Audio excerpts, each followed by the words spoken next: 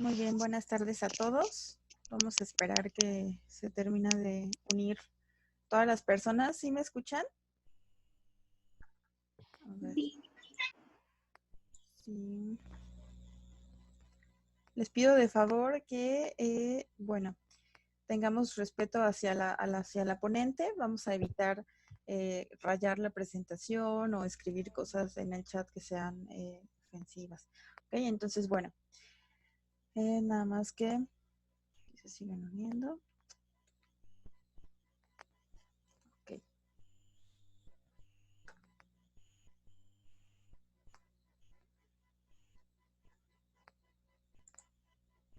Muy bien. Bueno, pues vamos a empezar. El día de hoy tenemos un tema muy interesante, es diálisis peritoneal en perros y gatos y va a estar a cargo de la doctora Ana Hernández Galicia. Ella es médico veterinario zootecnista por parte de la Universidad Popular Autónoma del Estado de Puebla, la UPAEP. Posteriormente realizó el internado y la especialidad en medicina y cirugía de perros y gatos en la UNAM. Después realizó un curso intensivo de nefrourología en Nefrovet Colombia en el 2018 y posteriormente realizó una estancia en Lima, Perú, igualmente de nefrourología en el 2019. Y bueno, pues vamos a darle la bienvenida a la doctora. Y bueno, doctora, no sé si gusta empezar.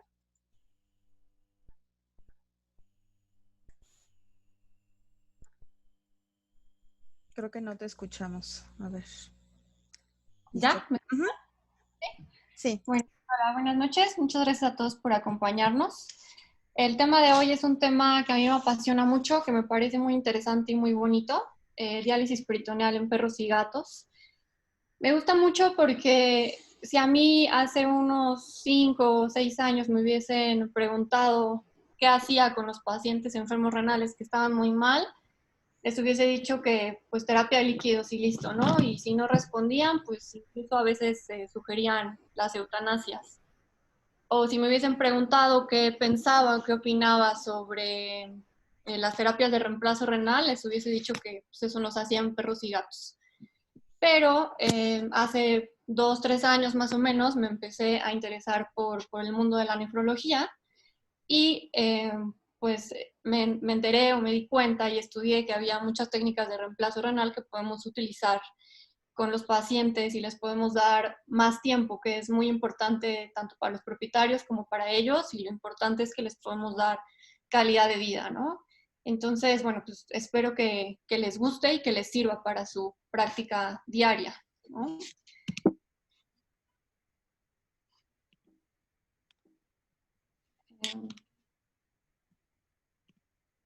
Vamos a empezar con un poquito de historia y un poquito de términos básicos. La diálisis peritoneal, en términos generales, es una terapia de reemplazo renal usada comúnmente en medicina humana para pacientes con enfermedad renal aguda y enfermedad renal crónica. Un poquito de historia, la primera diálisis peritoneal se realizó en 1923 por un médico llamado Gunther, que empezó a trabajar en cobayos y en ratones. Los hacía urémicos a los pobrecitos, ligando los uréteres, y descubrió que la membrana peritoneal funcionaba pues, como una diálisis. La primera que se realizó, bueno, este doctor Gunther hizo la primera en humanos en una señora que tenía cáncer uterino y oprimía un poquito los uréteres y tuvo mucho. La primera que se realizó en perros fue en 1994 por el médico Hoffman. No es un médico veterinario, es un médico de medicina humana que empezó a trabajar de manera experimental con perros. Después de hacerlas varias veces, tuvo éxito en un perro que fue hecho enfermo renal y le fue bastante bien, y fue a partir de ahí que bueno, se empezó a hacer en medicina veterinaria, tanto en perros como en gatos. La diálisis peritoneal está recomendada en aquellos pacientes que tienen algún grado de función renal residual. ¿Qué queremos decir con esto? Son pacientes que sus riñones todavía están funcionando en cierto porcentaje, ¿no? Ustedes recordarán que cuando nos damos cuenta de los signos clínicos y tenemos alteraciones en la bioquímica y en el urinálisis, son pacientes que la función renal ya está perdida más o menos en un 75%. Entonces, si nosotros no tenemos riñones o nefronas con las cuales trabajar, pues no funcionaría mucho esta terapia de reemplazo. Entonces siempre es bien importante al elegir a nuestros pacientes que sí tengan cierto grado de función renal. El objetivo como tal de la diálisis peritoneal es remover solutos urémicos mediante difusión y convección. Estos son dos términos bien importantes que más adelante les voy a platicar de ellos. De una membrana semipermeable. ¿Cuál membrana semipermeable? Pues la membrana del peritoneo. Tenemos tres factores muy importantes para realizar la diálisis peritoneal, de las cuales depende el éxito. La primera es la membrana del peritoneo, la segunda es el tipo de solución de diálisis que escojamos, y la tercera es el tipo de catéter que coloquemos.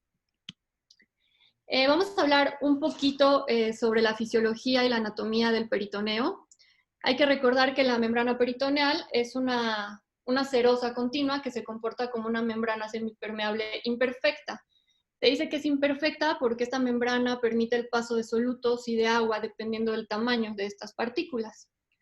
El peritoneo se divide en dos porciones importantes. La primera porción es la porción visceral, que es la que se encarga de recubrir pues los órganos abdominales, que ocupa más o menos un 80% del peritoneo, y esta es la más importante durante la diálisis peritoneal. La segunda, el tipo de peritoneo es el peritoneo parietal, que ocupa solamente el 20% del peritoneo y es la que se encuentra pegada hacia la cavidad abdominal. Un poquito de histología del peritoneo para que entendamos como más fácil cómo funciona la diálisis peritoneal. Se divide básicamente en tres partes importantes. La primera es la capa superficial del peritoneo, que está constituida por una monocapa de células mesoteliales. Entre estas células mesoteliales hay desmosomas que permiten el paso de agua. Inmediatamente después está la base laminal. Esta base laminal se encuentra la microcirculación, tanto en la base laminal como en el estroma subendotelial. Y la microcirculación está dado por arteriolas y capilares. Por aquí permite el paso de solutos de pequeño y mediano tamaño y también el paso de agua. Esto nos va a servir muchísimo para poder entender cómo funciona pues la diálisis peritoneal. Existen distintos de transporte peritoneal. Los más importantes son dos, y también se habla de uno extra, que es la absorción, que ahorita se las voy a explicar. El primero es la difusión. La difusión como tal es el paso de solutos por diferencia de concentraciones. Mediante la difusión pueden pasar toxinas urémicas y potasio. Aquí tenemos una imagen en la que se explica un poquito más esquemático cómo funciona la difusión. Obviamente hay una parte en donde hay muchos solutos y mucha agua, y hay una parte donde hay pocos solutos y poquita agua. Entonces, lo que va a hacer esta diferencia de presiones es que pase de mayor a menor. Es decir, en este caso en específico o en este ejemplo, que la creatinina vaya de donde hay mayor creatinina hacia donde hay menor creatinina, que sería bueno, pues el líquido de diálisis. El siguiente tipo de transporte es la convección, que es el paso de agua. El paso de agua por diferencia de presiones, principalmente la presión hidrostática y la ósmosis. Este tipo de transporte va a permitir únicamente el paso de agua. Estos dos funcionan mediante una solución osmótica. La solución osmótica que se utiliza en diálisis peritoneal es la glucosa. Es decir, que se utilizan soluciones ricas en glucosa para que por este tipo de procesos que les acabo de explicar podamos hacer que los solutos y el agua salga del cuerpo.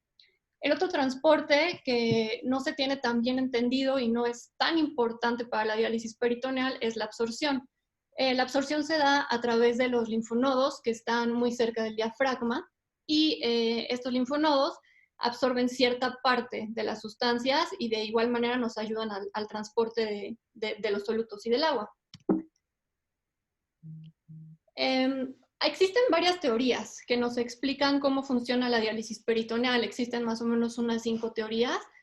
Sin embargo, la más importante o la más como aceptada en el medio es la teoría de los 3 poros. Es una teoría muy sencilla, pero es una teoría como muy bonita porque es muy fácil de explicar, muy fácil de entender, y con esto puedes entender básicamente cómo funciona la diálisis peritoneal.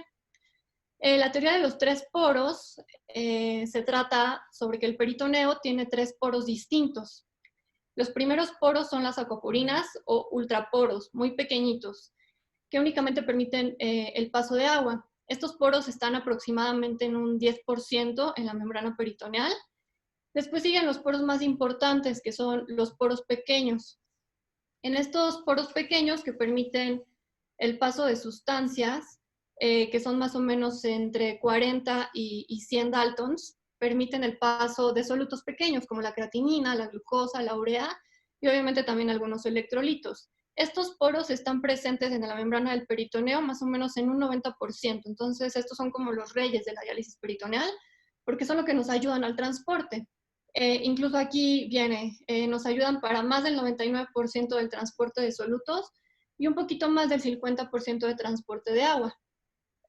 Los siguientes poros son los poros grandes, que más o menos ocupan el 0.1% de todos los poros que hay en la membrana del peritoneo. Estos poros solamente permiten el paso de sustancias por arriba de 250 Daltons, entonces permiten el paso de agua de solutos pequeños y de solutos medianos.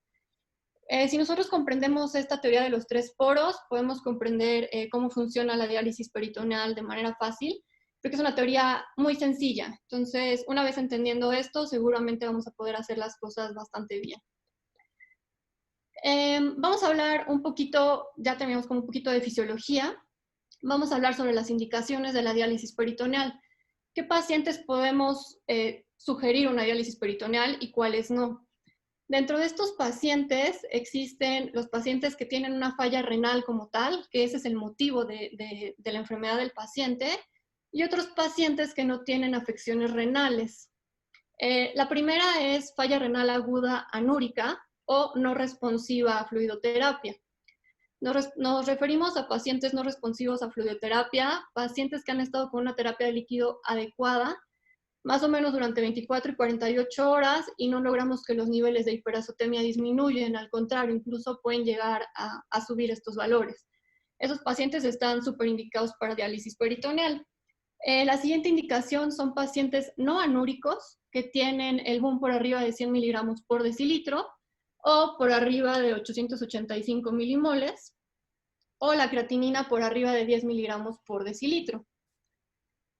Pues es muy común que tengamos este tipo de pacientes. La siguiente indicación para los pacientes son estabilización de pacientes que presentan uroabdomen o que presentan obstrucción de vías urinarias. Estos son pacientes que tenemos que preparar para que entren a un procedimiento anestésico y poder corregir la causa, pero son pacientes que queremos que entren lo más estables posibles. Entonces podemos realizar también este tipo de terapias para estabilización de pacientes. Las siguientes indicaciones son intoxicaciones. Pueden ser intoxicaciones con distintos fármacos, pueden ser barbitúricos, pueden ser intoxicaciones con anticongelantes o intoxicaciones con etanol. También podemos someter a pacientes con desbalances electrolíticos. Los dos más comunes o los principales son hipercalemia e hipercalcemia. Y también podemos someter a pacientes con hiperamonemia. Estos tipos de pacientes con hiperamonemia está muy reportado en medicina de humanos, principalmente en bebecitos que tienen problemas en el ciclo del amoníaco y los meten a diálisis peritoneal. En medicina veterinaria, los pacientes que tienen hiperamonemia no hay como tantos casos reportados que podemos utilizar la diálisis peritoneal para disminuir los niveles de amoníaco, pero es una indicación que está recomendada en la literatura. Entonces, la podemos considerar y en caso de ser necesaria la podemos utilizar. Ahora vamos a hablar sobre las contraindicaciones. Hay varias contraindicaciones.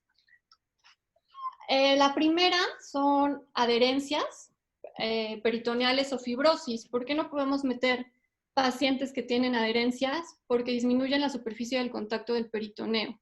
Entonces, una vez que se disminuye la superficie de contacto, la eficacia de la diálisis va a disminuir y es muy probable que no tenga el resultado que nosotros buscamos. Entonces, en este tipo de pacientes no sería indicado.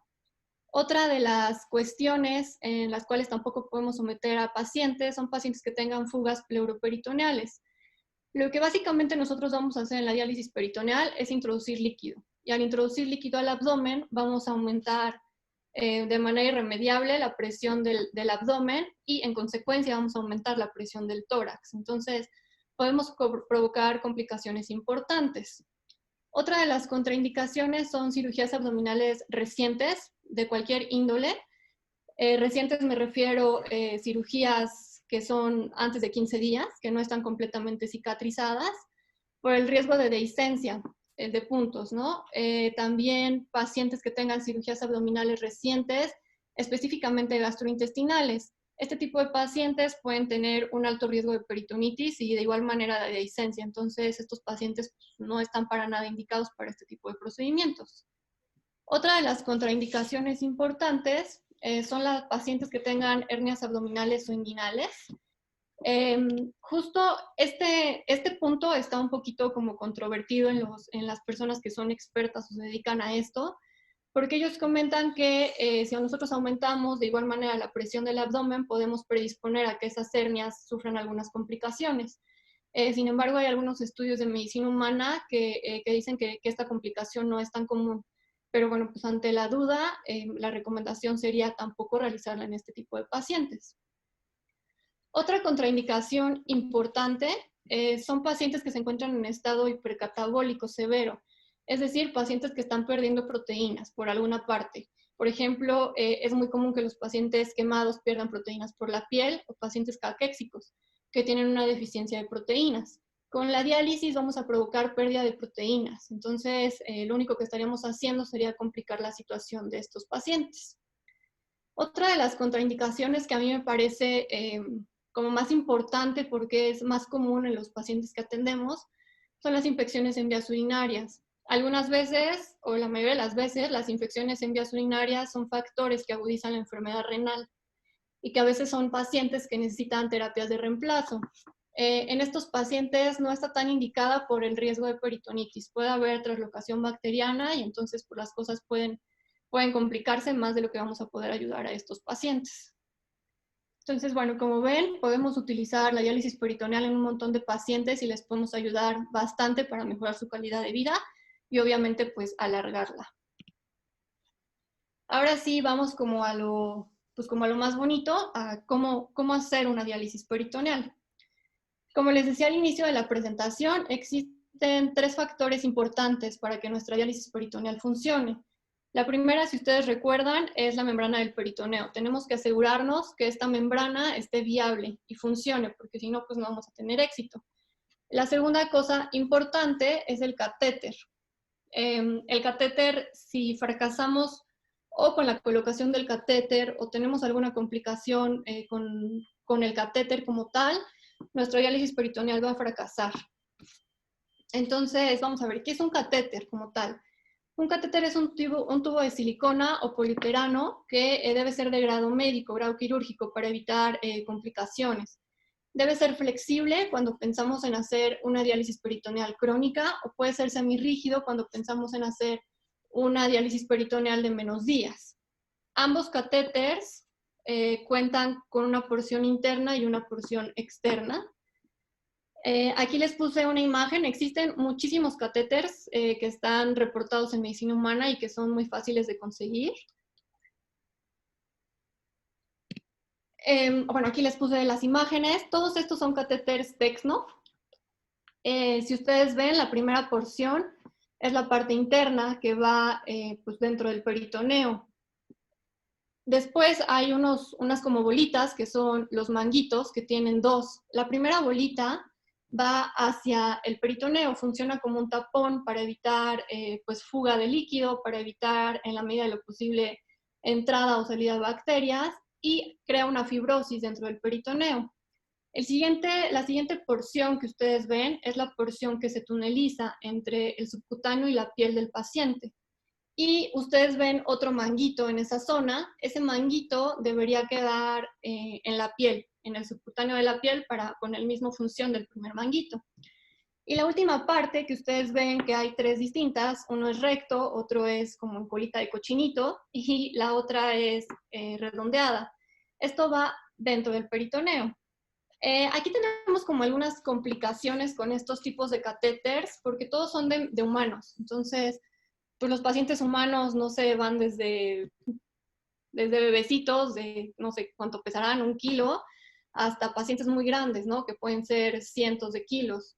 Entonces, tenemos algunas complicaciones porque no hay catéteres diseñados para nuestros pacientes. Algunas veces pueden llegar a quedar grandes. Lo que yo les recomiendo es utilizar catéteres rectos porque la mayoría de las veces los van a tener que cortar. Y si ustedes cortan el catéter que está redondeado, pues van a perder muchas fenestraciones y es muy probable que el líquido no haga la función que tiene que realizar. Existen otros catéteres, como son catéteres que son blandos. Existe un catéter que es catéter en T, que es muy común y es el más utilizado en medicina humana porque tiene una vía de entrada y una vía de salida. Sin embargo, no es como tan recomendable o tan viable para nuestros pacientes porque pesa mucho. Entonces, imagínense un gatito a lo mejor de un gato grande de 6 kilos, pues le va a pesar. Entonces puede lastimarlo y puede que esté moviendo nuestro catéter. Entonces no es como tan recomendado. Incluso pudiéramos llegar a utilizar casi cualquier sonda que tengamos a la mano en cuestiones de urgencia, como sondas Nelaton. No es como lo ideal porque son muy blanditas y entonces pueden llegar a ocluirse o a fibrosarse y podemos fracasar, pero bueno, pues si no tenemos como otra opción, podemos llegar a utilizarlas. Vamos a recordar cuáles son los objetivos del catéter. El primero, pues es algo muy obvio, ¿no? Debe permitir la entrada y la salida de líquidos, es por esto que deben ser catéteres de buen calibre. El siguiente es minimizar infecciones, por eso les comentaba que tienen que ser de grado médico. Y la siguiente como característica es que tienen que prevenir fugas. Es por eso que los catéteres, casi todos los de diálisis peritoneal, tienen estos manguitos para funcionar como un tapón y evitar fugas. Y es importante que nosotros tengamos en mente al momento de colocar nuestra sonda, es que este catéter va a funcionar más o menos en promedio entre unas 48 y unas 72 horas. Entonces, bueno, hay que tenerlo muy presente porque debe ser un catéter que esté casi perfectamente puesto. En cuanto a las técnicas de colocación de catéteres, existen distintas técnicas. Las más comunes son 3. La que yo más recomiendo es la técnica quirúrgica. Si ustedes, bueno, pues tienen ahí como manos y habilidades de cirujano, se les va a hacer muy sencillo, es muy fácil que los pongan, es como casi colocar una sonda esofágica. Si se les complica un poquito estas habilidades quirúrgicas como a mí, pues les recomiendo que busquen un cirujano. La primera técnica es la quirúrgica, en la que se realiza una incisión por debajo de la cicatriz umbilical. Es una incisión chiquitita. Lo primero que se tiene que hacer y lo que se recomienda es que en pacientes que son muy grandes o muy gorditos se realice una aumentectomía, de preferencia que sea total. Entonces, ustedes realizan la aumentectomía para evitar fibrosis o que este aumento como que se enrede en el catéter. Una vez que hacen la incisión, meten la sonda y la colocan lo más ventral a la vejiga que puedan. Lo recomendado es que la vejiga esté más o menos vacía para evitar accidentes. Una vez que el catéter está dentro, realizan una tunelización entre pues, el subcutáneo y la piel, sacan el catéter lejos de su incisión y, bueno, pues la fijan. Lo que se recomienda o lo que yo he realizado es colocar una fijación de sandalia romana y listo, esa sonda va a quedar ahí fija, cierran su incisión como cualquier otra y pues ya, no hay mayor complicación. La siguiente técnica es la técnica laparoscópica. Si es que ustedes en sus hospitales tienen la manera de hacer la laparoscópica, también puede ser una opción. Es pues muchísimo menos invasiva, las incisiones son pequeñitas. Mediante esta técnica se colocan 2 puertos. Mediante un puerto, bueno, pues se mete el endoscopio y por el otro puerto se coloca la sonda. Aquí es un poquito más complicado realizar la aumentectomía, pero a lo mejor en pacientes que son muy delgaditos y que no requieren la aumentectomía puede ser una opción. Es importante que ustedes recuerden que estas 2 técnicas tienen que hacerse pues, con la mayor asepsia posible. Deben colocarse guantes, cubreboca, gorro, bata y que todo sea pues, estéril, como si fuera una cirugía como cualquier otra para minimizar los riesgos de infección. Estas técnicas, ambas técnicas, son para diálisis que pensamos hacer por más de 24 horas, ¿no? Una diálisis crónica. Existe otra técnica que está muy documentada en personas, que es la técnica percutánea, o también se le conoce como técnica ciegas. En esta técnica lo que se realiza es vaciar la vejiga completamente y ubicar por anatomía, por debajo de la cicatriz umbilical. Haces una incisión pequeñita, colocas el catéter de manera pues a ciegas, de igual manera el catéter y listo. Pero esta técnica es una técnica que se realiza únicamente en pacientes de urgencia. La podemos utilizar en pacientes que tienen golpe de calor y que necesitamos controlar esa hipertermia, pacientes que estén intoxicados, o que pensemos que únicamente van a utilizar la diálisis 1 o 2 recambios o muchísimo menos de 24 horas, porque es muy probable que con esta técnica el catéter tenga problemas. Aunque sea el mejor catéter del mundo, es muy probable que no esté colocado de manera adecuada y que podamos tener riesgos de que se colapse o se fibrose y entonces pues no cumple el objetivo de la diálisis, pero en un caso de urgencia lo pueden intentar hacer. Aquí tenemos una imagen en la que viene como un esquema de cómo queda la sonda colocada dentro de la cavidad del paciente. Bueno, aquí tenemos como muy esquematizadas las asas intestinales. Aquí tenemos en la parte más de abajo, tenemos la primera porción del catéter que va hacia el peritoneo. Ustedes aquí un poquito más arriba ven el manguito que está justo en el peritoneo. Bueno, esto hace las funciones que ya les comenté de tapón. Posteriormente sigue la tunelización y sale por el subcutáneo. Y posteriormente el siguiente manguito que en el subcutáneo y el catéter va hacia la piel. Entonces realmente la colocación es como muy sencilla, pero es muy importante que se haga de manera correcta. Aquí tengo algunas imágenes de la diálisis que hemos realizado. En la imagen de su lado izquierdo tenemos un catéter. El catéter que nosotros utilizamos de manera común es el catéter Tecnof recto. Aquí ven como todas las partes que les he descrito, ¿no? La parte que va hacia el peritoneo, que es la parte interna, los dos manguitos y la parte externa. Y tiene un adaptador para colocarlo a microgoteros o normogoteros o a llaves de 3 vías. En la siguiente foto es la foto de un gatito que el catéter funcionó increíble, no hubo fugas, no hubo peritonitis, no se movió. Sin embargo, si ustedes ven, el manguito que debería estar en el peritoneo está muy lejos del peritoneo. ¿Por qué sucedió esto? Porque era un gatito muy pequeño. Entonces tuvimos que recortar el catéter en la parte interna, incluso tuvimos que hacer nuevas fenestraciones y únicamente se quedó el manguito que va hacia el peritoneo. Ese quedó bastante bien fijo, no hubo fuga, pero no pudimos mover el siguiente manguito. Entonces el siguiente manguito no quedó cumpliendo su función, pero si ustedes alcanzan a ver en la foto, está bastante bien fijada. Entonces por eso no tuvimos como ninguna complicación. Estas son las complicaciones que les comento podemos llegar a tener con nuestros pacientes que son pues, menores de 10 kilos, ¿no? Que es en la actualidad pues, es muy común que la gente tenga perritos pequeños o gatos. Entonces, bueno, pues hay que tratar de ingeniárnoslas para que el catéter funcione de manera adecuada.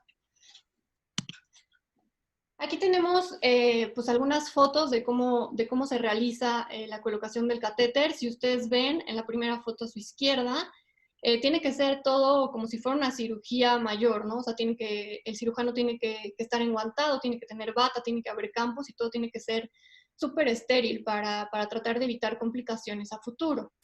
En la siguiente imagen vemos el aumento que se le retiró a un paciente. Si ustedes ven, es súper grande. Entonces, si nosotros hubiésemos dejado este aumento ahí dentro, es muy probable que se enredara con la sonda y provocara una oclusión o una fibrosis. Entonces, por eso es como muy recomendado que retiremos el aumento. Y otra cosa que no les he dicho, pero aprovecho esta foto para comentárselos, es que es bien importante que en los pacientes enfermos renales que regularmente tienen úlceras orales y que regularmente no coman, coloquemos sondas de alimentación. Un doctor que me ha enseñado mucho siempre tiene esta frase, ¿no? Las sondas salvan vidas. Y es verdad, si nosotros alimentamos a nuestros pacientes mediante una sonda esofágica, las posibilidades de supervivencia son mayores que un paciente o que no come o que lo tenemos que estar forzando y que obviamente le generamos como aversión al alimento y en muchas ocasiones aversión a nosotros, porque tenemos que estarlos molestando. Son pacientes que le duelen las úlceras, que le duele la encía, que le duele la lengua, y aparte tenemos que estarlos molestando con una jeringa forzándolos. Entonces, bueno, pues no es como tan buena opción. pero una vez que se coloca la sonda de alimentación, podemos alimentarlos por ahí y no vamos a tener ningún problema. Nos vamos a asegurar de que estamos cubriendo sus necesidades kilocalóricas y eso nos va a ayudar a recuperarlos, porque recordemos que durante el proceso de diálisis peritoneal vamos a perder proteínas. Entonces imagínense un paciente que está perdiendo proteínas porque nosotros le estamos haciendo un procedimiento y aparte no está comiendo, pues va a ser un paciente que va a tener las proteínas hasta el suelo y que no va a mejorar. Entonces siempre recuerden aprovechar las anestesias para poner sondas de alimentación. Eso es muy, muy importante. Vamos con el líquido de dializado. Este es otra de las cuestiones importantes que nosotros tenemos que elegir. Las características de un líquido de dializado perfecto, por así decirlo, son 4. La primera es que tiene que proveer aclaración de solutos con poca absorción del agente. Si ustedes recuerdan cuando les expliqué cómo se transportan estas soluciones dentro del peritoneo, una de ellas era la absorción. Va a haber absorción sí o sí, aunque hagamos todo de manera perfecta. Entonces, lo que tenemos que hacer es elegir el líquido de dializado que se absorba en menor cantidad hacia el cuerpo. El siguiente es corregir problemas ácido-base. Son soluciones que tienen que tener como la mezcla adecuada de electrolitos para que nos ayuden a corregir estos problemas y no nos generen más problemas. La siguiente es inhibir el crecimiento de microorganismos, es decir, que tienen que ser totalmente estériles. Y la última es que tienen que ser inerte al peritoneo. ¿A qué nos referimos con que sea inerte al peritoneo? Nosotros vamos a estar metiendo o administrando una solución extraña en el cuerpo. Entonces, es muy probable que en algún momento genere algún tipo de reacción o algún tipo de fibrosis. En medicina humana está esto como muy estudiado porque los pacientes humanos pues pueden hacer diálisis crónicas. En nuestros pacientes es un poquito más complicado, ahorita les comento por qué, pero bueno, regularmente no lo hacemos crónico. Por ahí hay algunos estudios que hablan sobre un paciente que se le realizó una diálisis crónica por más de 8 meses y le fue bien, ¿no? Pero bueno, es un paciente en muchos, ¿no? Es un poquito complicado porque necesitamos mucha cooperación del paciente, mucha cooperación también del propietario, porque son los que se van a encargar de hacer como todo el proceso. Y pues regularmente no, los propietarios pues no están pegados a sus mascotas. Entonces, pues es un poquito realizar diálisis crónicas en nuestros pacientes. Entonces, en las diálisis agudas o en las diálisis por cortito tiempo, regularmente no vemos estas complicaciones, pero también las soluciones de líquido de dializado deben ofrecernos seguridad para el peritoneo. De manera normal, existen 3 tipos de soluciones de venta como libre. Son paquetes de soluciones que son relativamente baratas. Cada solución ha de costar más o menos como unos 100 pesos, 90 pesos, dependiendo de dónde estén, pero realmente son baratas.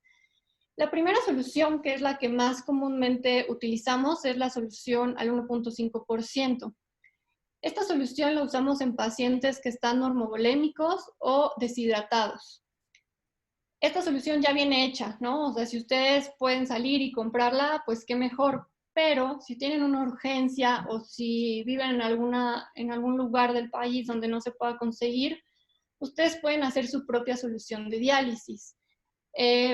Bueno, incluso pueden hacer cualquiera, al 1.5, al 2.5 y al 4.25, para que ustedes puedan realizar como de manera casera un líquido dializado al 1.5%. Lo único que tienen que hacer es tomar una solución Harman de 1 litro y instilarle a esa solución 30 mililitros de solución dextrosa al 50, ¿no? Pues todo mundo en sus hospitales o en sus clínicas tiene este material. Entonces, si ustedes mezclan esto, ya tienen una solución al 1.5%. No se los recomiendo tanto por 2 cuestiones. La primera es porque al meter y al sacar jeringas de las soluciones puede haber contaminación. Aunque hagamos como todo de manera muy, muy limpia y muy cuidadosa, puede haber contaminación y con eso arriesgamos un poquito a nuestro paciente a tener complicaciones.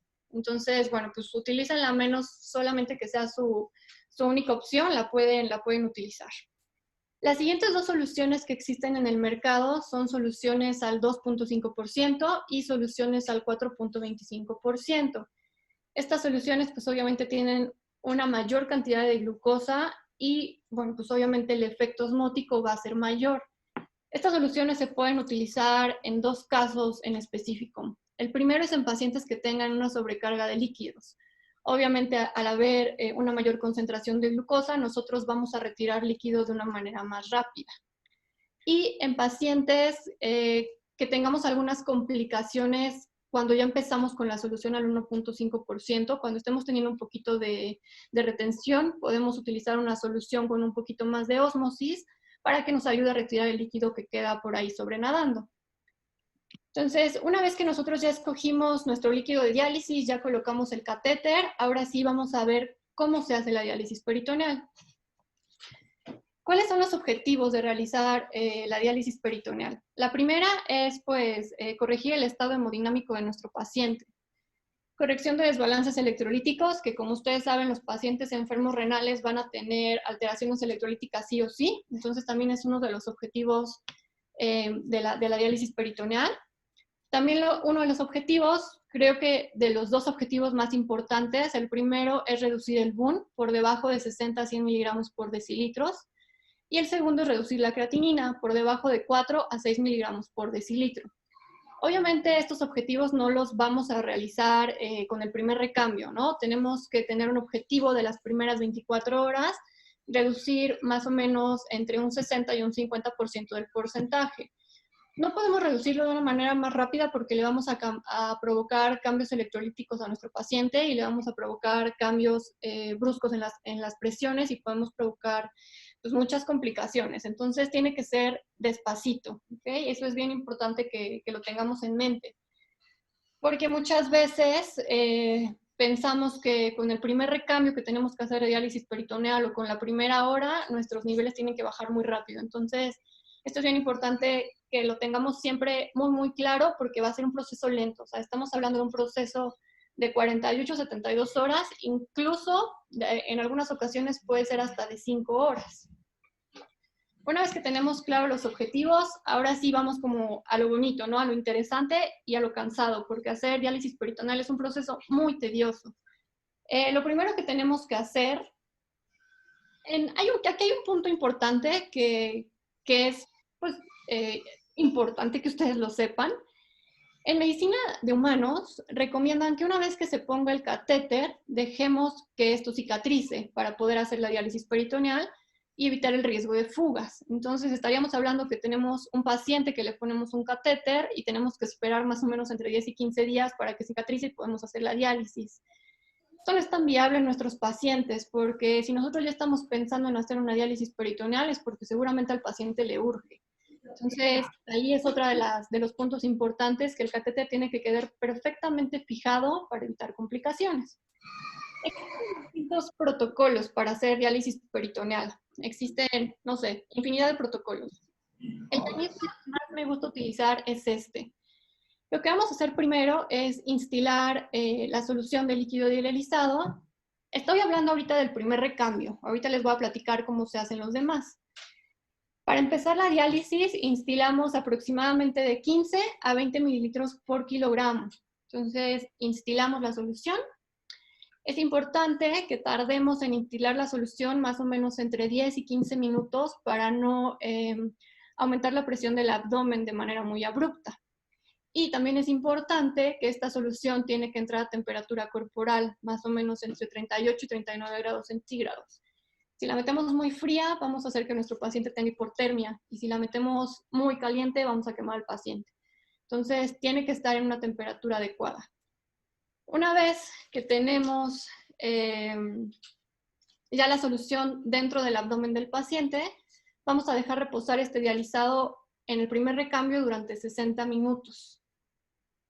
Algunos autores recomiendan que cada hora o cada 3 o 4 horas estemos heparinizando el catéter o que pongamos heparina en la solución del dializado. Si vamos a poner la solución la heparina en nuestra solución, lo recomendado es que sea de 100 a 500 unidades por litro para evitar coágulos o evitar fibrosis.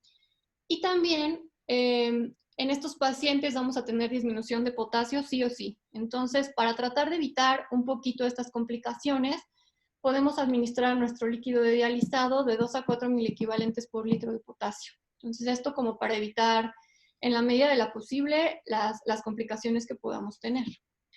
Después de que ya pasó esta larga hora con nuestro paciente, con el abdomen abultado, durante este tiempo tenemos que estar observando que nuestro paciente no presente dificultad respiratoria, porque la presión va a aumentar. O sea, no hay nada que podamos hacer para evitar que la presión del abdomen aumente. Entonces tenemos que asegurarnos que el paciente no presente dolor, eso no es normal, que no presente dolor por la incisión o por la sonda, y tenemos que asegurarnos que no esté presentando dificultad respiratoria. Si eso sucede, bueno, pues tendríamos que pensar en suspender la diálisis o empezar con un instilado menor, ¿no? Si empezamos con un instilado de cantidad menor, la diálisis peritoneal va a ser un poquito más larga, pero bueno, el objetivo pues es mantener vivo a nuestro paciente. Una vez que ya pasaron estos 60 minutos, ahora viene la parte de recuperar el dializado. La recuperación de dializado se hace mediante gravedad. Ustedes abren su llavecita de 3 vías y debería de salir sin ninguna complicación. Esta recuperación del dializado más o menos debería tardar entre 20 y 30 minutos. Y es muy importante que recordemos que tenemos que recuperar entre el 90 y el 100% del dializado. Si esto no está sucediendo, si estamos recuperando menos del 90, hay un problema. ¿Cuál puede ser el problema? Que nuestro catéter no está funcionando, que se está drenando hacia el subcutáneo o que se está saliendo por la piel. Entonces, aquí tenemos un problema, retroceder para poder mejorar el problema con el catéter. O que este líquido se está yendo hacia otro lado, ¿no? Que lo más común es que se vaya hacia la pleura. Entonces, hay que estarlo monitoreando. Ahora, ¿cómo se hace como tal esta diálisis peritoneal? Ahorita les conté como toda la teoría.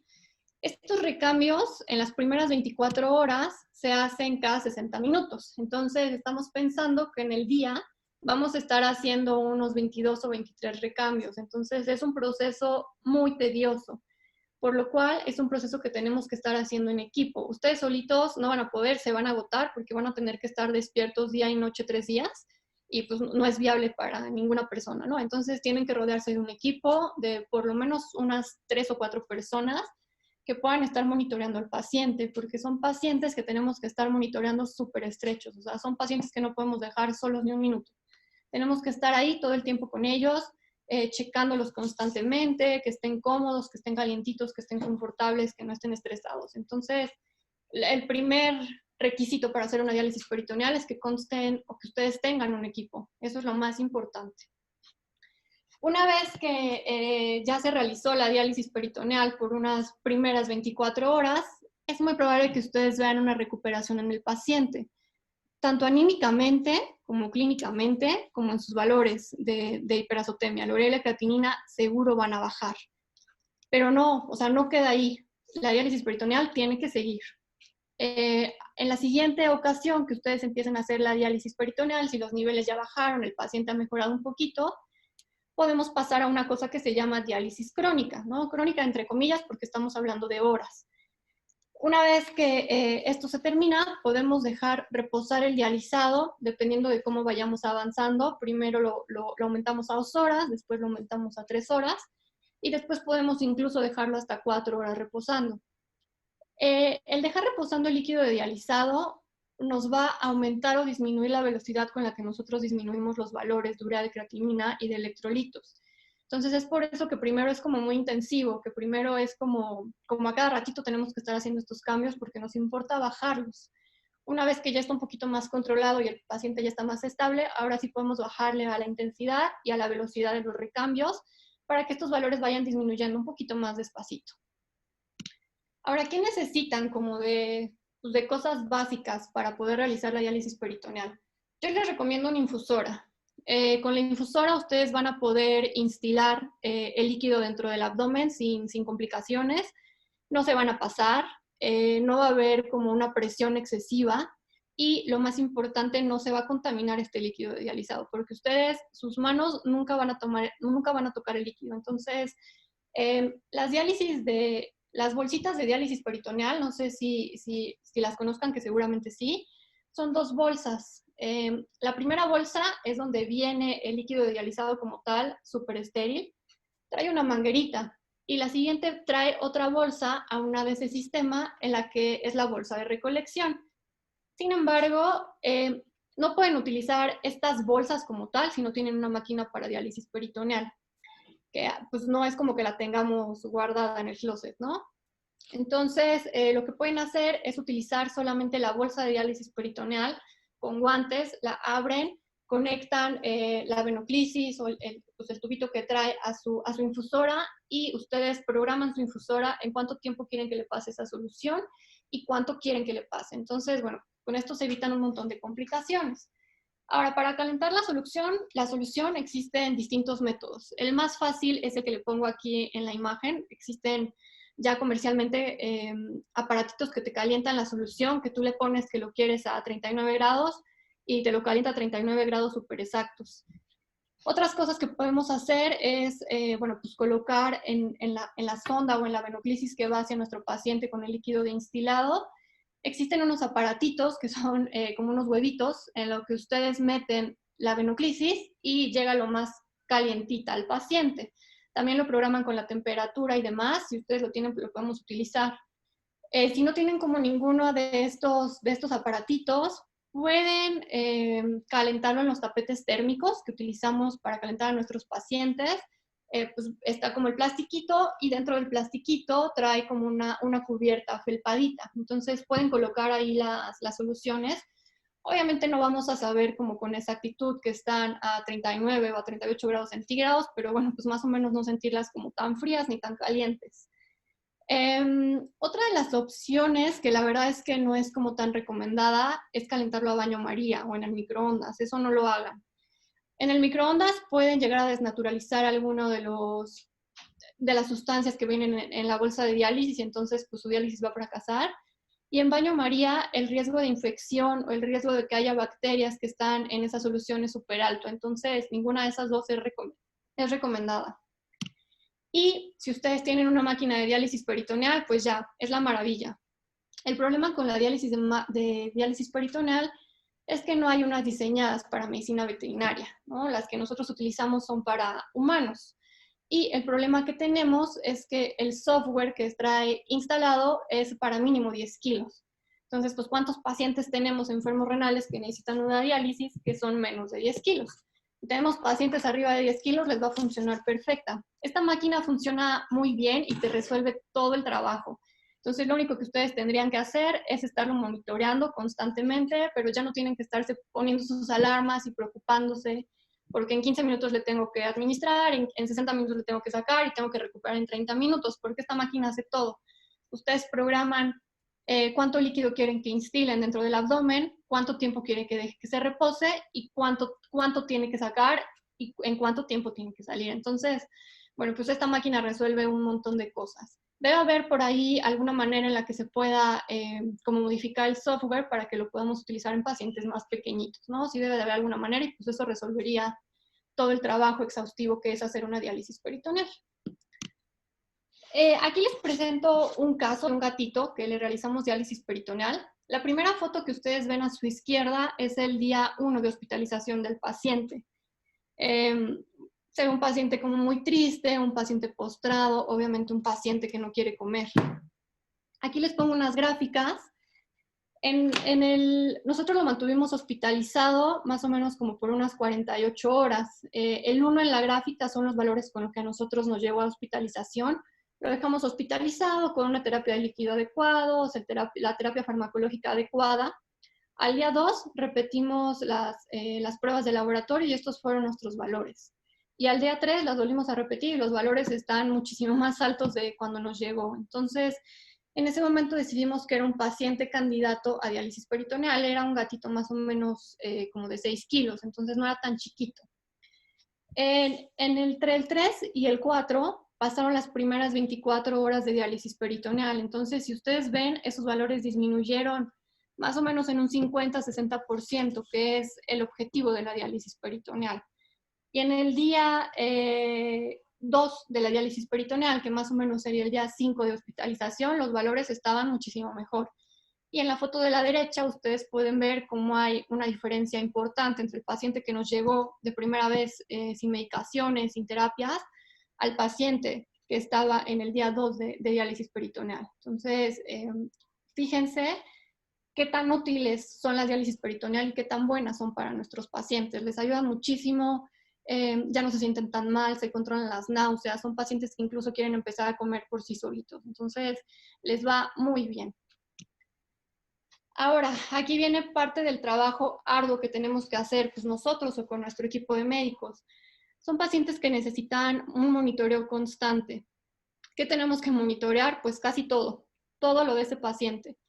Tenemos que estar pesando a nuestro paciente 2 veces al día por lo menos, pero es importante aquí un detalle, que tenemos que pesarlo sin líquido de dializado. ¿Para qué lo vamos a estar pesando cada 12 horas? Para ver el estado de hidratación, nos va a ayudar, y para asegurarnos que no esté reteniendo líquidos. No debe haber una variación importante en el peso del paciente. Lo siguiente que tenemos que monitorear es la hidratación del paciente. ¿Cómo lo monitoreamos? Pues como ustedes ya saben, examen físico general, frecuencia cardíaca, pues que sean pacientes que estén alertas, el estado mental y demás. La presión arterial es una de las cuestiones más importantes que tenemos que estar vigilando. ¿Por qué? Porque nuestros pacientes, los pacientes enfermos renales, la mayoría de ellos tienen hipertensión. Entonces hay que estarlos monitoreando, que no haya ni una hipertensión ni una hipotensión. Entonces por eso que les recomiendo que estemos monitoreando la presión cada 6 horas durante el tiempo de diálisis peritoneal. Si ustedes no tienen estos aparatitos maravillosos para medir presión arterial, podemos hacerlo pues con lo que ustedes ya saben. Frecuencia cardíaca, pulso, estado mental, fondo de ojo, demás, de todas las herramientas que ustedes se puedan valer para asegurarnos que nuestro paciente está normotenso. La siguiente cosa que tenemos que hacer, que no se los he mencionado, que también es sumamente importante, es monitorear la producción de orina. Entonces, aprovechen la sedación para ponerles sondas urinarias a todos sus pacientes enfermos renales. Tenemos que estar midiendo producción de orina constantemente, más o menos cada 4 horas. ¿Por qué? Porque tenemos que asegurarnos que nuestro paciente no esté anúrico o ligúrico. Tiene que estar produciendo entre 3 y 5 mililitros de orina por kilo, sí o sí. Si no está produciendo esta cantidad de orina, hay que empezar con una terapia farmacológica para corregir la anuria o la oliguria. Entonces, por eso es muy importante hacer esta medición. ¿Y por qué tan seguido? Porque puede modificarse de un momento a otro. Nuestra primera medición de orina puede ser muy bonita, de 3 mililitros por kilo, pero nuestra siguiente medición puede ser de 1, ¿no? Entonces, algo está pasando ahí, tenemos que corregirlo. La siguiente cosa que tenemos que estar monitoreando es frecuencia cardíaca, frecuencia respiratoria y temperatura cada 2 horas.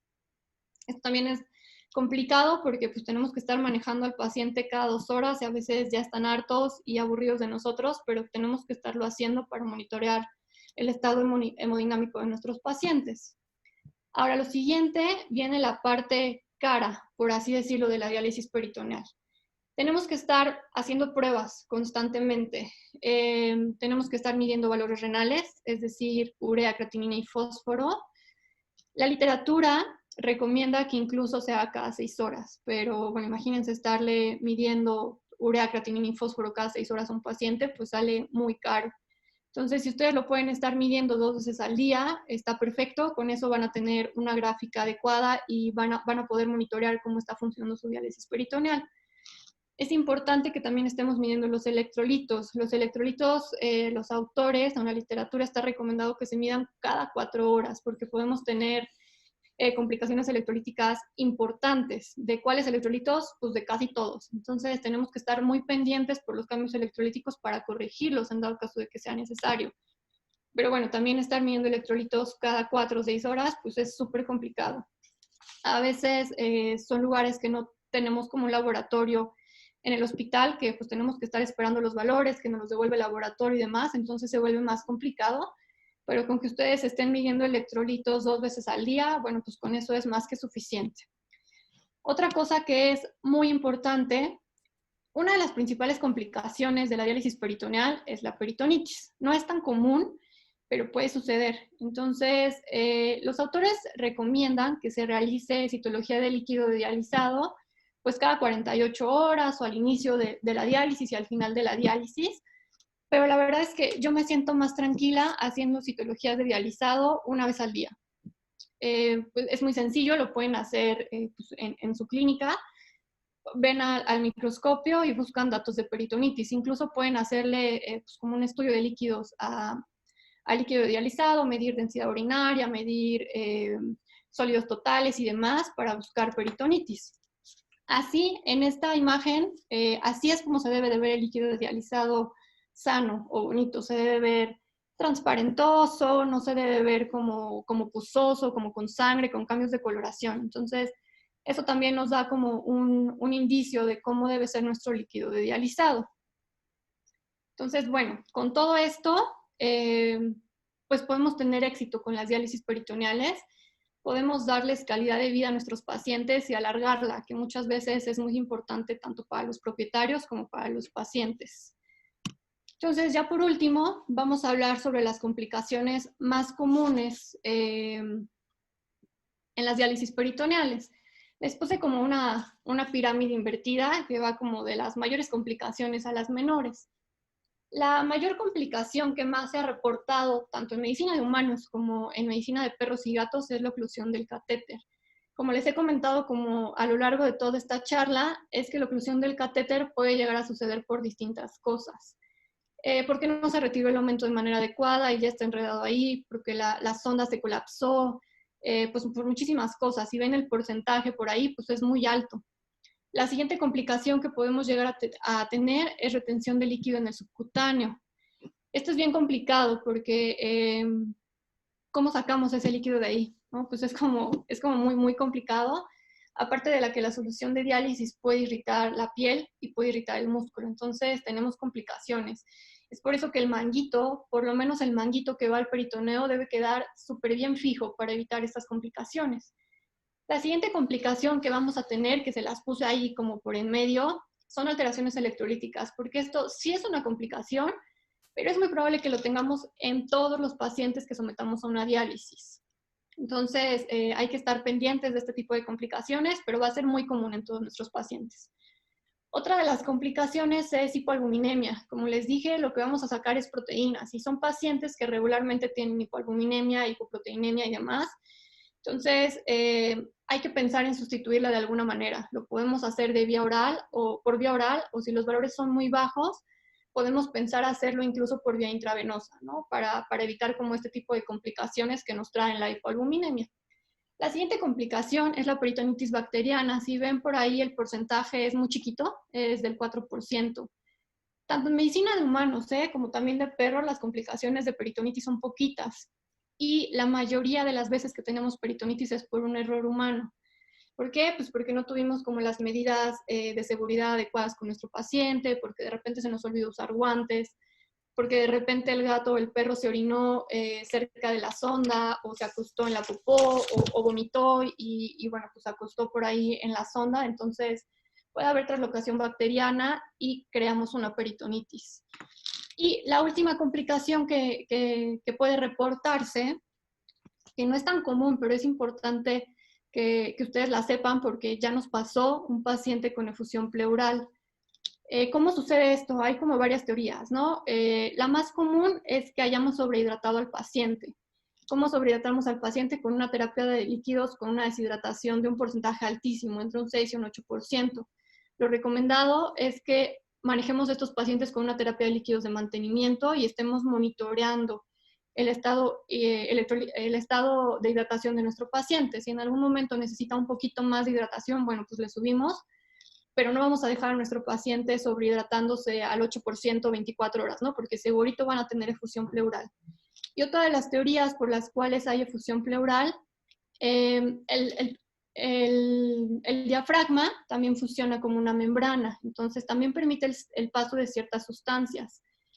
Si nosotros administramos mucho líquido mayor que el que soporta la presión del abdomen, este líquido va a buscar por dónde salir y es muy probable que se vaya hacia la pleura. Entonces hay que tener bien vigilados a nuestros pacientes en la cuestión respiratoria.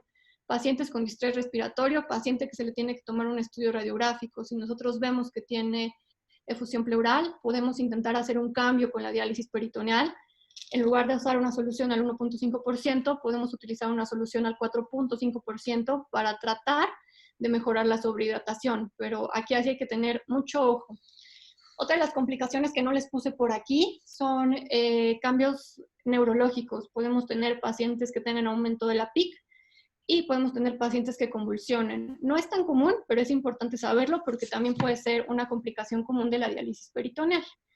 Entonces, bueno, pues hay que tener como muy presentes todas estas complicaciones, uno, para detectarlas a tiempo, dos, para resolverlas, y tres, pues para que todo nuestro esfuerzo no haya sido en vano y sean pacientes que les vaya bien con la diálisis peritoneal y que le podamos dar, pues, unos cuantos años más de vida, ¿no?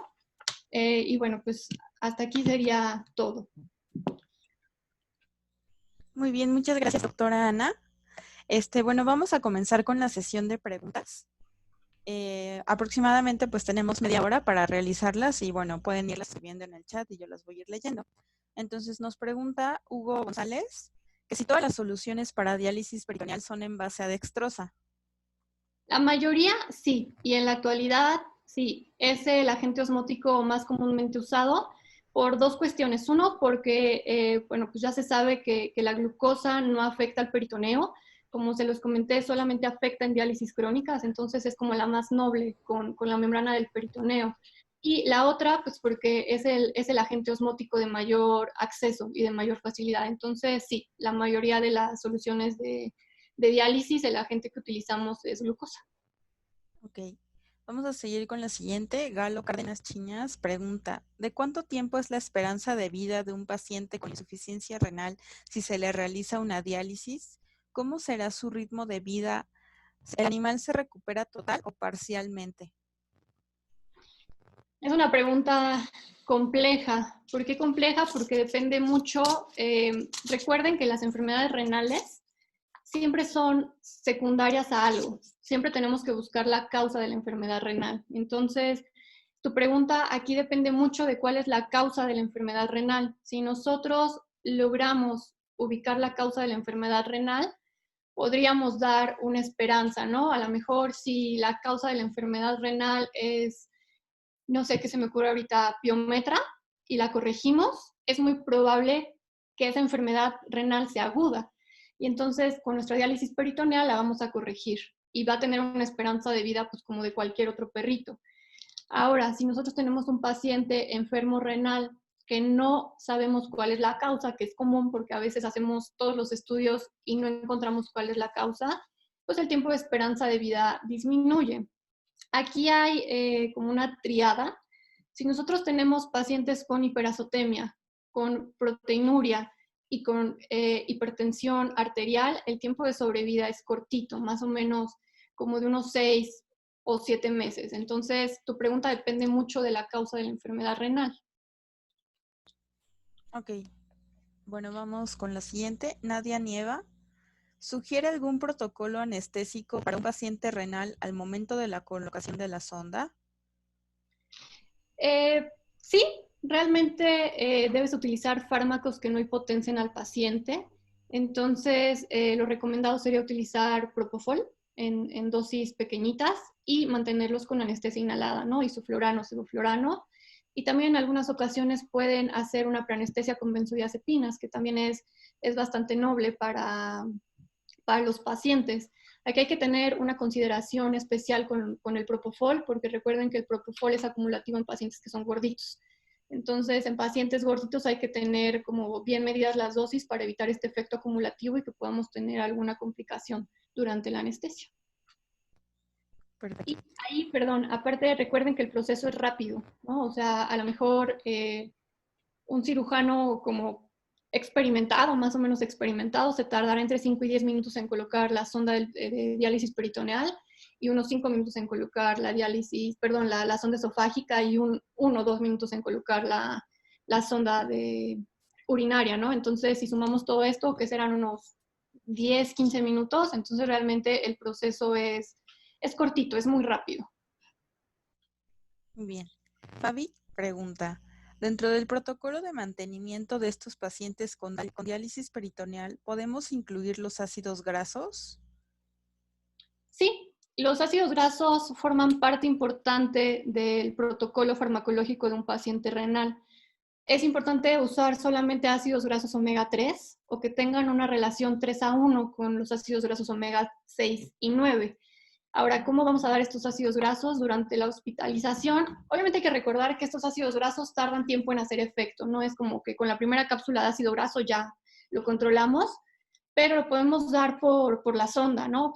En gatitos a veces es un poquito complicado porque las cápsulas son grandotas, entonces podemos sacar, que no es lo ideal, pero podemos sacar el líquido de las cápsulas y dárselos por la sonda, ¿no? Existen ya como algunos preparados de omega 3, pero no vienen como tan estandarizados, es decir, no vienen como los necesitamos para pacientes renales.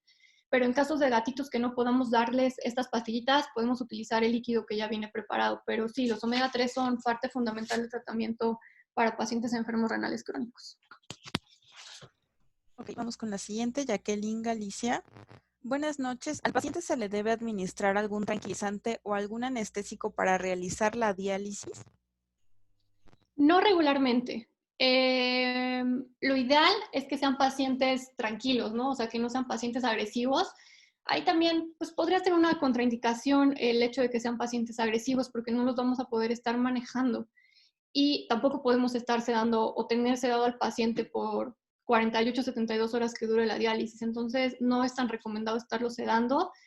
Ojalá que todos fueran pacientes que se dejan manejar, pero no es necesario la sedación. Sería como incluso hasta contraproducente tenerlos sedados por tanto tiempo o estarlos sedando a cada momento, ¿no? Lo recomendado pues es tenerlo en jaulitas un poquito pequeñas, obviamente jaulas confortables y cómodas donde el paciente pueda pararse y dar una vuelta, pero no jaulas muy grandes que se pueda jalar la sonda o la venoclisis y demás. Entonces hay que tenerlos como un poquito confinados.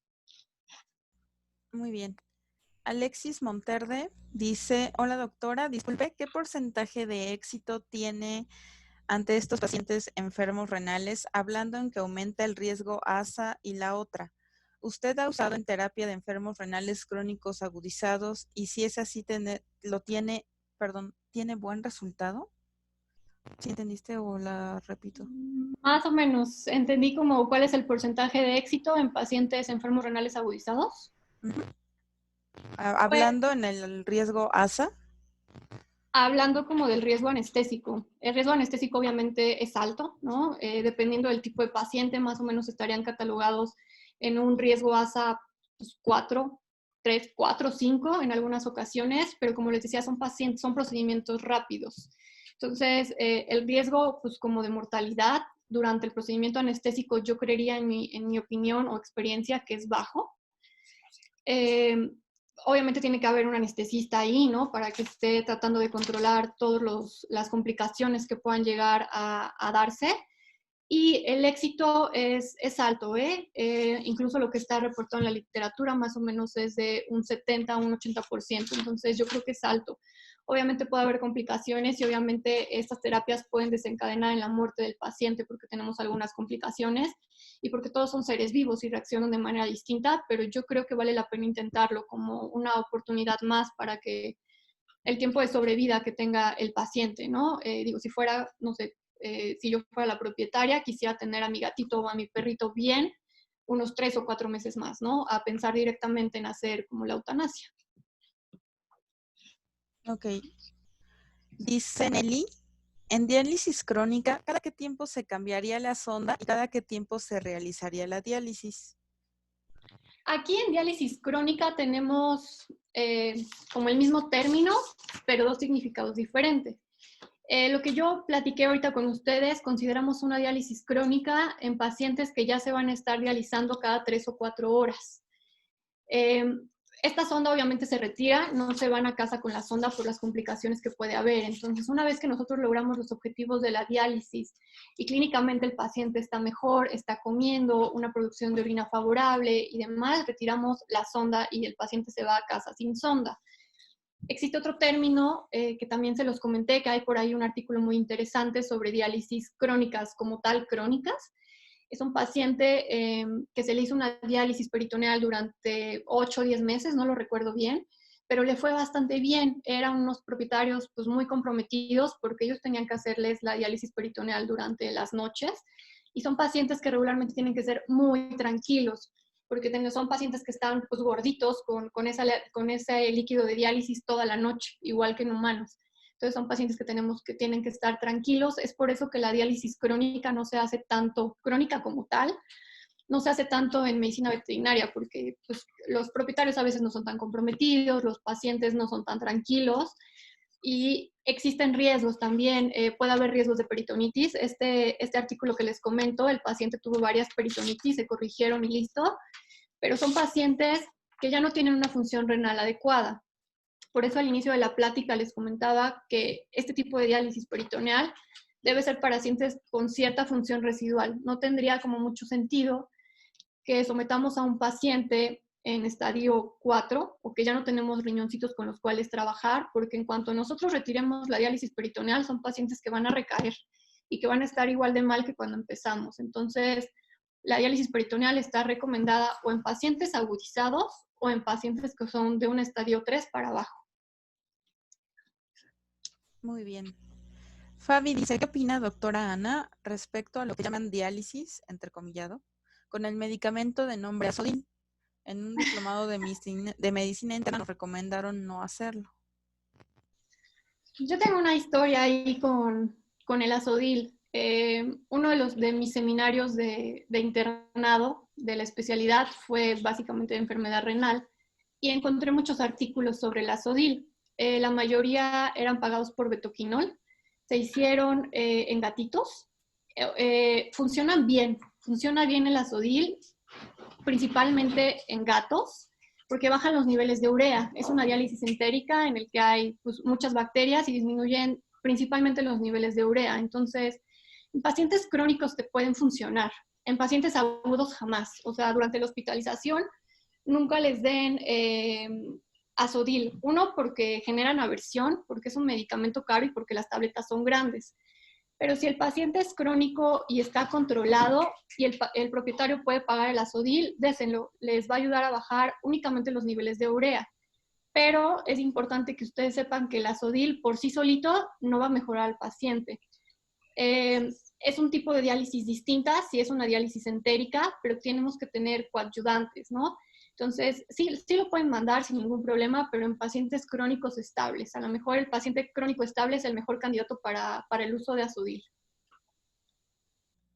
Muy bien, tenemos una última pregunta que está dividida en dos. Dice Hugo González, con una ronda de diálisis peritoneal como la que menciona de 24 a 48 horas en un paciente que es un IRIS 2 o 3, ¿qué tiempo aproximadamente tarda en volverse a incrementar los valores de urea y creatinina? ¿O no lo recomendarías para pacientes crónicos agudizados? No, sí. De hecho, una de las indicaciones para la diálisis peritoneal son pacientes crónicos agudizados. ¿Cuánto tiempo va a tardar el paciente en recaer? No lo sé. El paciente ideal estable crónico son pacientes que mantienen los mismos niveles de urea y de creatinina y de fósforo durante toda su vida, ¿no? Ese sería el paciente que todos quisieran con el tratamiento que nosotros le estamos dando. Sin embargo, existen infinidad de factores de agudización para la enfermedad renal. Entonces, un paciente puede tener primero infecciones en vías urinarias y que eso fue lo que agudizó. Lo curamos de eso, ¿no? Ya controlamos la agudización, pero después este mismo paciente presenta enfermedad cardíaca, ¿no? Y después este paciente presenta también hipertensión, o presenta pancreatitis, o presenta piometra. Entonces, depende mucho del paciente, depende de las causas de agudización y, bueno, pues son como, este tipo de respuestas son como muy individualizadas porque sí depende mucho del paciente. También depende de la edad del paciente, también eso es importante. Y una de las cosas importantes es el compromiso del propietario, porque son pacientes que ustedes ya saben que tienen que comer un alimento especial y son pacientes que necesitan muchos fármacos. Entonces, bueno, ahí depende mucho también del propietario y que tratemos de evitar en la medida de lo posible los factores de agudización. Otro factor de agudización bien importante es la enfermedad parodontal. Muchos pacientes que son viejitos y que tienen enfermedad renal tienen los dientes muy sucios. Entonces ese es otro factor de agudización. Masas en glándula mamaria también es otro factor de agudización y hay que tratar de corregir casi todos para tratar de evitar que haya agudizaciones recurrentes. Bien, y él mismo tiene otra pregunta. Dice, ¿al retiro de la sonda, la cicatrización es normal o se debe entrar a cirugía para cerrar la pared abdominal de nuevo? ¿Alguna vez han tenido complicaciones de herniación? No, regularmente una vez que se retira la sonda es como si retiraras una sonda esofágica, literal cortas tu sandalia romana, retiras la sonda, obviamente va a quedar pues ahí un hoyito, pero puedes colocar parches de protección y el orificio debería estar cerrando entre 48 y 72 horas. Entonces regularmente no hay complicaciones. Si de repente el orificio por el que retiramos la sonda es muy grande, se puede recomendar colocar un puntito de sutura y retirarlo pues, de igual manera en unos 10 o 15 días y no debería haber complicaciones en la cicatrización. Y no hemos tenido como complicaciones con la colocación de sondas y tampoco con la colocación de sondas esofágicas, que de igual manera lo retiras y pues queda ahí un pequeño defecto, ¿no? Ok, bueno. Pues si no hay más preguntas, no queda más que agradecer a la doctora Ana. Realmente fue una plática muy enriquecedora y que muchos no tenemos conocimiento de esta técnica, ¿no? Pero muchísimas gracias. Y no sé si gusta poner su correo electrónico por si en algún futuro la quieren contactar alguno de los asistentes. Y pues bueno, muchísimas gracias, Ana, por esta ponencia. Claro, muchas gracias a todos por acompañarnos. Lo dejo aquí en los comentarios para cualquier duda que tengan o cualquier cosa que les pueda ayudar, con mucho gusto. Muchas gracias. Ahora no sé si el doctor Rubén nos quiera compartir lo de la siguiente ponencia. Hola, sí. Doctora Ana, muchísimas gracias por su tiempo. La verdad que fue una charla súper interesante. A ustedes, muchas gracias por invitarme. Gracias. Bueno, pues nada más para hablar un poco de nuestra siguiente conferencia. Como saben, cada 15 días estamos haciendo estas conferencias. En este próximo webinar, que sería el miércoles 10 de junio, vamos a estar presentando esta charla del doctor Armando Rodríguez, que tiene una gran experiencia en el manejo de fauna no convencional o exótica, con este tema que es clínica de fauna no convencional o exótica, principios básicos, ¿sale? Entonces, por si les interesa el registro, yo creo que la próxima semana, a partir del día miércoles, vamos a estar publicando la información para que puedan inscribirse y estar presentes en esta próxima conferencia. Si requieren la constancia de participación en este webinar, no duden en contactarnos. Y bueno, les sugerimos también que nos sigan en las redes sociales, en Instagram, Facebook, por si quisieran repetir algo de información. Va a estar ahí en la página de YouTube a partir también de la siguiente semana, ¿sale? Y bueno, pues muchísimas gracias a todos. Doctora Ana, doctora Daniela, muchísimas gracias nuevamente. Gracias Y nos a vemos todos. dentro de 15 días. Muchas gracias a todos. Buenas noches. Buenas noches. Bye.